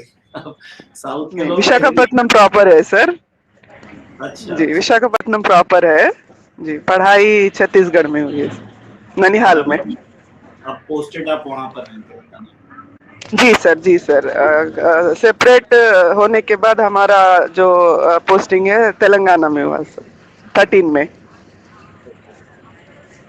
ठीक है, वही मैं आपसे सोचा पूछ लूं। आप ना नेक्स्ट टाइम से जब भी बोलिए अपना जो आपको है ना कैमरा, जो मोबाइल आप यूज करते हैं उसको ऐसे रखें। जी हॉरिजॉन्टल मोड। जी सर अगर जी ऐसे मैं लाइव में देख रहा हूं, वो गलत आ रहा है, जी दोनों जी साइड ट्रैक हो रहा ना। नहीं, दरअसल मैं सर घर वापस जा रही सर, कॉलेज से 2 घंटे का रास्ता है। अच्छा, तो मैं ठीक 4 बजे बस में चढ़ी हूँ सर, अभी 6 बजे पहुंचूंगी। तो आप बस में जी बोल रहे सर, थे क्या? जी जी जी, मेरा घर खम्मम में है सर। अच्छा, पोस्टिंग सतपल्ली में हुई, रिसेंटली ट्रांसफर हुआ है, तो मैं घर लौट रही हूँ। अच्छा। तो अभी मतलब आप बस से ही बोल रहे थे कि अपने कॉलेज से बोल रहे थे? जी, बस में हूँ सर मैं। आपने बोला भी बस से ही है?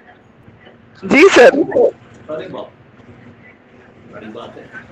चलिए, कोई नहीं, आप मैं सिर्फ इसलिए पूछा, अगर आपको इंटरेस्ट हो आर्टिकल्स लिखने में हिंदी का, जी तो आप एक बार डॉक्टर सुधा से मेरा नंबर लेके मुझे व्हाट्सएप करिएगा, तो आपको पता जी नहीं मालूम जी, बिल्कुल सर, धन्यवाद सर, धन्यवाद सर।